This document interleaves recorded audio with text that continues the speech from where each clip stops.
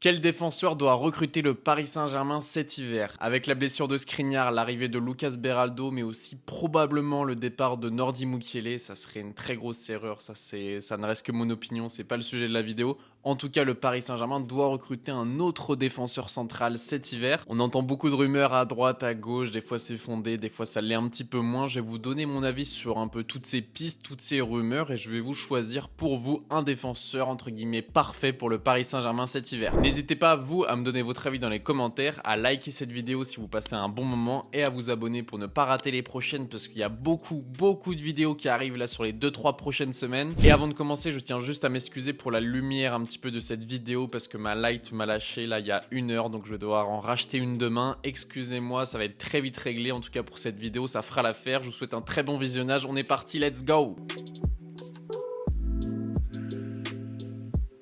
Alors pourquoi je fais cette vidéo? Tout simplement parce que Fabrice Hawkins, le journaliste d'RMC Sport, qui est un petit peu le numéro 1 sur le mercato du Paris Saint-Germain, nous a annoncé que le PSG aurait une vingtaine de millions d'euros pour recruter un défenseur central cet hiver. Il a évoqué plusieurs pistes comme Tapsoba, Llorente, Todibo, etc. Alors je vous le dis directement, le fait qu'il y ait une vingtaine de millions d'euros pour ce mercato d'hiver, j'y crois absolument pas, tout simplement parce que les journalistes qui sortent des montants en général, c'est un petit peu tiré par les cheveux, c'est des bruits de couloir, c'est un peu du téléphone arabe. Parce que déjà en interne, pour que le président, le directeur sportif et l'entraîneur soient tous les trois d'accord sur un montant pour un seul joueur, je peux vous dire que c'est un petit peu compliqué. Alors pour qu'un journaliste soit, on va dire, informé de ce montant, ça me paraît vraiment très compliqué. Le premier joueur dont on va parler, c'est Diogo Llorente. Ça semble être la piste la plus probable, la plus facile à réaliser. À chaque recrue, je vais vous donner deux notes. Donc une note de faisabilité, un pourcentage de faisabilité, 20%, 50%, 100%. Plus on est proche de 100%, plus je pense que c'est un transfert qui est possible, qui est faisable et qui est réaliste.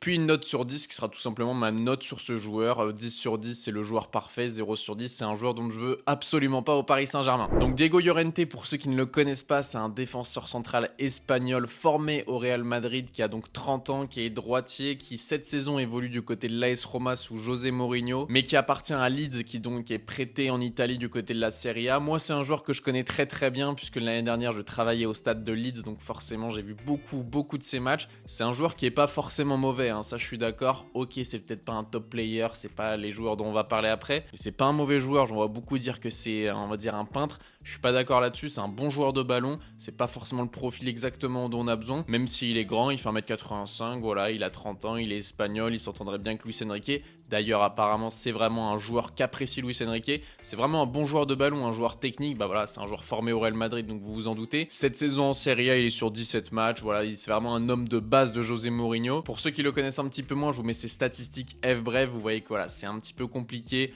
En passe décisive, il est pas mauvais. On va dire en qualité de passe non plus, c'est pas dégueulasse. C'est un bon joueur. Après, il faut faire attention parce qu'il joue sous José Mourinho, donc forcément, c'est pas une équipe de ballon. C'est pas non plus le Leverkusen de Xabi Alonso, donc forcément, faut mettre en relief toutes ces statistiques. Faut bien les interpréter. Faut pas juste les lire. Faut bien, on va dire, les justifier, les mettre dans leur contexte. En tout cas, je pense que c'est un transfert qui est faisable à 90%, mais personnellement, je mettrais quand même une note de 3 sur 10 parce que certes, c'est un bon joueur, on va dire, mais c'est pas un bon joueur pour le Paris Saint-Germain. Je pense que voilà, on a assez de joueurs de rotation avec par exemple Lucas Beraldo qui vient d'arriver, peut-être que Nordi Mukiele va rester, et on a notamment aussi Danilo qui est un remplaçant mais qui est excellent. Donc pour moi, je vois pas vraiment l'intérêt de recruter un Llorente en prêt ou pas en prêt, je m'en fiche. Je mettrais une note de 3 sur 10 et une note de faisabilité de 90%. Dites-moi ce que vous en pensez dans les commentaires. Le deuxième joueur dont on va parler, lui aussi est évoqué au Paris Saint-Germain, c'est Upamecano, Dayot Upamecano. Je pense que vous le connaissez très bien. Là forcément, c'est pas du tout le même délire, hein. Je mettrais directement une note de 9 sur 10. Mais en termes de faisabilité, pour moi, c'est bien plus compliqué. Je crois pas du tout à cette rumeur, encore moins en mercato d'hiver.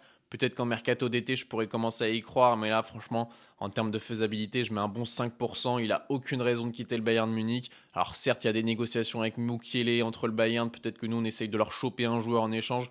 Mais je pense qu'Upamecano, voilà, c'est mieux pour lui qu'il finisse sa saison au Bayern. Et peut-être cet été, si là il a envie d'aller voir ailleurs, pourquoi pas. Mais en tout cas, je vois pas du tout un pilier du Bayern Munich partir cet hiver alors qu'ils sont encore en lice en Ligue des Champions. Ils doivent gagner le titre alors qu'ils sont deuxième derrière Leverkusen. Et ça, je le pense aussi pour Joshua Kimmich. Je pense pas du tout qu'il va venir au Paris Saint-Germain. Donc voilà, Upamecano, une faisabilité de 5%, mais une note de 9 sur 10. Troisième piste qui est évoquée pour le Paris Saint-Germain, c'est Jean-Claire Todibo. Là aussi, un excellent défenseur, le défenseur central de 24 ans de l'OGC Nice. J'imagine que vous le connaissez. Il a récemment intégré l'équipe de France A en plus, donc ça fait plaisir pour lui. Il est évalué à 35 millions d'euros sur Transfermarkt, donc déjà c'est un petit peu moins cher qu'Upamecano qui partirait à 60-70. Je pense que Todibo à 50 millions, peut-être qu'il partirait de Nice. Mais l'été dernier, quand même, Nice en demandait 60 millions. Alors là, il a un petit peu moins de contrat. Son contrat se termine en 2027. Donc voilà, il a quand même encore 3 ans de contrat. Je vois pas quel intérêt aurait Nice de le vendre au Paris Saint-Germain cet hiver. Surtout que Nice, bah là, ils sont vraiment très bien classés. Ils jouent les 3 premières places. C'est un pilier de l'OGC Nice. C'est vraiment le titulaire indiscutable en défense avec Dante. J'ai du mal à comprendre ça aussi. Donc voilà, je mettrai une faisabilité de 15%. Parce qu'apparemment, Todibo voudrait vraiment bien venir au Paris Saint-Germain.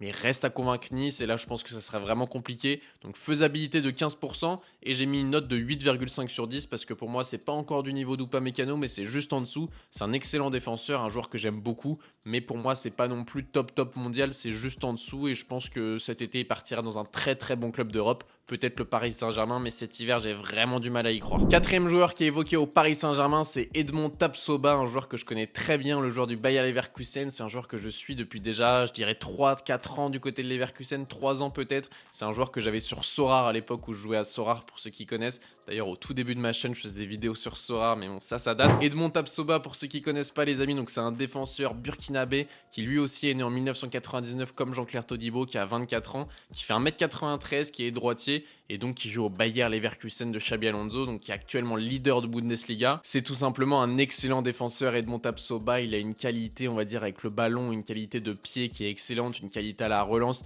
Il est vraiment 100% compatible avec le jeu de Luis Enrique. Il est actuellement à la Coupe d'Afrique des Nations. Au moment où je tourne la vidéo, ça n'a pas encore commencé.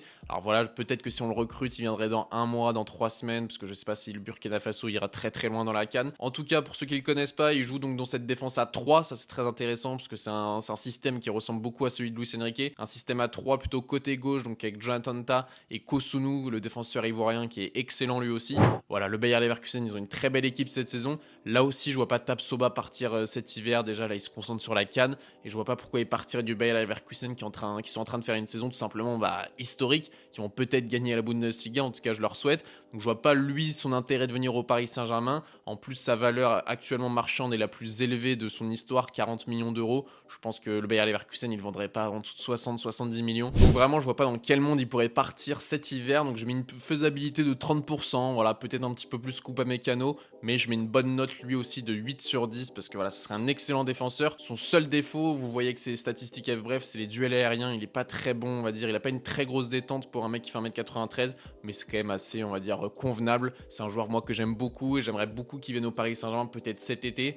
Et cet hiver, vous l'avez compris, j'ai vraiment du mal à y croire. Cinquième piste qui est évoquée du côté du Paris Saint-Germain, ça c'est un joueur que vous connaissez très bien puisque c'est Raphaël Varane en prêt, le joueur de Manchester United, qui lui apparemment s'entend pas trop avec Erik ten Hag. On sait que de temps en temps il est remplaçant, de temps en temps il est titulaire. On a du mal à comprendre un petit peu sa situation à Manchester United, l'ancien madrilène. Donc c'est un défenseur qui a 30 ans, qui a déjà pris sa retraite internationale avec l'équipe de France. Pourquoi ? Parce que déjà il voulait profiter de sa famille et en plus on sait que Raphaël Varane il est un petit peu sujet aux blessures, c'est un petit peu compliqué physiquement, c'est pas toujours le top pour lui. Là où c'est intéressant, c'est que c'est un défenseur d'1m91, donc il ramènerait la taille en défense et c'est un de nos défauts. Nous par exemple, les coups de pied arrêtés, les duels aériens, on a vraiment du mal. En dehors de Danilo, c'est compliqué. Marquinhos, il est pas mal aussi. On va dire que Skriniar, par exemple, nous a beaucoup déçus de ce point de vue-là. Lui est estimé à 25 millions d'euros, mais je pense que ça serait plutôt un prêt pour venir au Paris Saint-Germain. Par contre, le défaut de Raphaël Varane, c'est son salaire, 300 000 livres par semaine. C'est incroyable. Il a un des plus gros salaires de Première Ligue et c'est pas franchement rentable puisqu'il a joué seulement 11 matchs cette saison. Donc voilà, je pense que Raphaël Varane, ça serait possible qu'il vienne au Paris Saint-Germain en prêt. J'ai mis une faisabilité de 50%.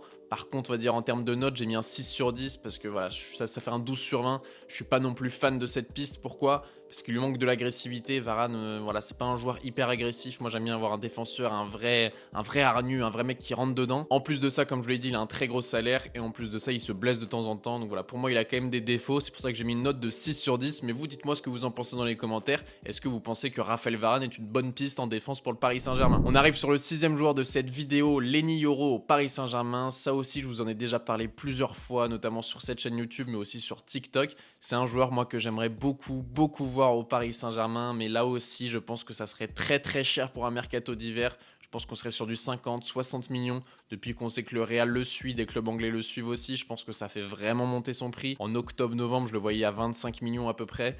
Maintenant, je le vois plutôt sur du 50-60 millions. Et je crois que c'est même des chiffres qui ont fuité dans la presse, comme quoi Lille voulait vraiment à minimum 50-60 millions d'euros pour lui. Voilà, pourtant, il est estimé à 25 millions sur Transfermarkt, mais c'est un joueur qui est tellement excellent, Lenny Yoro. Je vais vous mettre des statistiques à l'écran. C'est le meilleur défenseur d'Europe en termes termes de duels défensifs. Il gagne 80% de ses duels. C'est incroyable, les amis. C'est le meilleur dans ce domaine-là. En termes de duels aériens, c'est Virgil van Dijk. Mais en termes de duels défensifs au sol, c'est Lenny Yoro, mesdames et messieurs, alors qu'il a seulement 18 ans. Là, je mettrais une faisabilité de 30%, mais je mettrais une bonne note de 9,5 sur 10 parce que pour moi, ça serait vraiment, on va dire, intrinsèquement le meilleur défenseur pour le Paris Saint-Germain. Il est jeune, il est français, il est talentueux, il est tout simplement excellent. C'est le défenseur que j'avais choisi dans le mercato parfait du Paris Saint-Germain.